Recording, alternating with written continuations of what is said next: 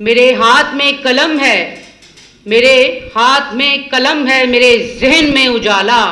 مجھے کیا دبا سکے گا کوئی ظلمتوں کا پالا، مجھے فکر امن عالم، تجھے اپنی ذات کا غم،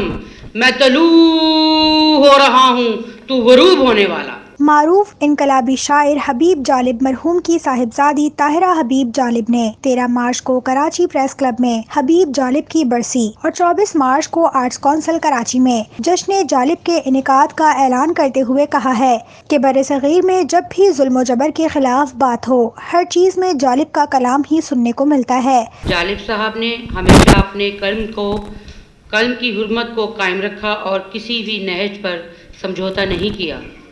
آج کے دور میں جب ظلم و زیادتیاں حد سے بڑھ چکی، یہاں ہمیں کوئی ایسا نہیں نظر آتا جو جالب کی کمی کو پورا کر سکے۔ جالب نے ہمیشہ پسے ہوئے طبقے کی بات کی۔ بلا شبہ دنیا کے کسی حصے میں بھی ظلم و جبر کی بات ہوگی، پسے ہوئے طبقے کی حق کی بات ہوگی، وہاں جالب کو ہمیشہ یاد کیا جائے گا۔ اس سال مارچ میں جالب صاحب کے حوالے سے 2 پروگرام آرگنائز کیے جائیں گے۔ 13 مارچ کو جالب صاحب کی برسی اور 24 مارچ کو آرٹس کونسل کراچی میں جشن جالب منعقد کیے جائیں گے۔ 13 تاریخ کو پریس کلب میں۔ پریس کانفرنس سے خطاب کرتے ہوئے طاہرہ حبیب جالب نے کہا کہ 28 سال ہو گئے ہیں، حبیب جالب کی کسی بھی کتاب کی کوئی رائلٹی ہمیں نہیں دی گئی۔ پچھلے 27 سال سے کراچی نہیں آئی، شاید آپ دیکھ رہے ہیں کہ مجھے کسی بھی پروگرام میں انوائٹ نہیں کیا جاتا تھا، تو اس لیے مجھے سب جالب صاحب کی جتنے بھی چاہنے والے ہیں، پیار کرنے والے ہیں، دوست، سب نے مجھے یہ کہا کہ جی وہاں پہ جالب صاحب کے دیرینہ ساتھی عزیز میمن صاحب ہیں، آپ ان سے بات کیجئے۔ بہت سارے ایسے لوگ ہیں جو جالب صاحب کے نام کو کیش کروا رہے ہیں، کتابیں باہر بھجواتے ہیں، کتابیں چھاپتے ہیں، آڈیو ویڈیو سی ڈی، اور میری کوئی اجازت نہیں ہوتی۔ ہمیں پچھلے 27 سالوں سے 28واں سال لگ گیا ہے، ہم لوگوں کو کوئی رائلٹی نہیں ملی آج تک، کتابوں کی بھی نہیں ملی، آڈیو ویڈیو سی ڈی کی بھی نہیں ملی۔ تو اس لیے میں یہاں پہ،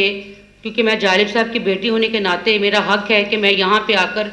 ان کے لیے ایک پروگرام کروا سکوں۔ جالب صاحب کے داماد اور نواسیاں پچھلے 10 سال سے کراچی میں رہائش پذیر ہیں، ان کے معاشی حالات کچھ بہتر نہیں ہیں۔ اس سلسلے میں چیئرمین بلاول بھٹو زرداری صاحب سے آج ملاقات ہوئی ہے اور انہوں نے مجھے اس سلسلے میں یقین دہانی کروائی ہے کہ وہ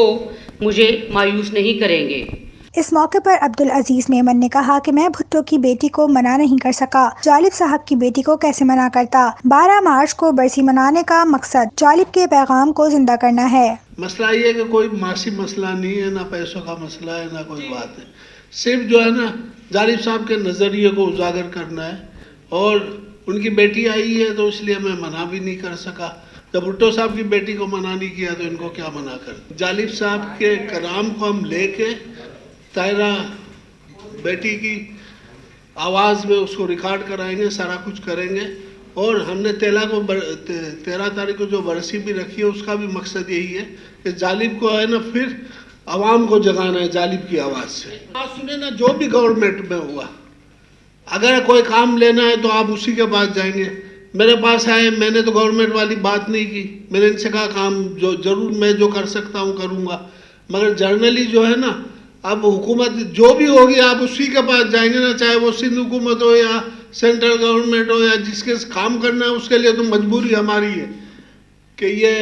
اس طرف ہی جائیں گی، مگر جرنلی جو ہے وہ حکومت کے سپورٹ میں تو ہم کسی کے بھی نہیں ہے نا، عوامی لوگ جو ہے نا کسی کے سپورٹ میں نہیں ہوتے زیادہ۔ 77 سے آپ کو پتا ہے کہ صرف یہ ایک پریس کلب تھی جہاں جالب صاحب بھی آتے تھے، اور جس طرح جلسے چھاپرا صاحب یا مجاہد بریلوی یا جو بھی مناج برنا صاحب نے جتنی جدوجہد کی، لیبروں نے یا جو مار کھائی 2 سال تک بھوک ہڑتال آپ لوگوں نے ساتھ دیا، تو یہ ساری تاریخ ہے، اس کو بھولا تھوڑی جا سکتا ہے۔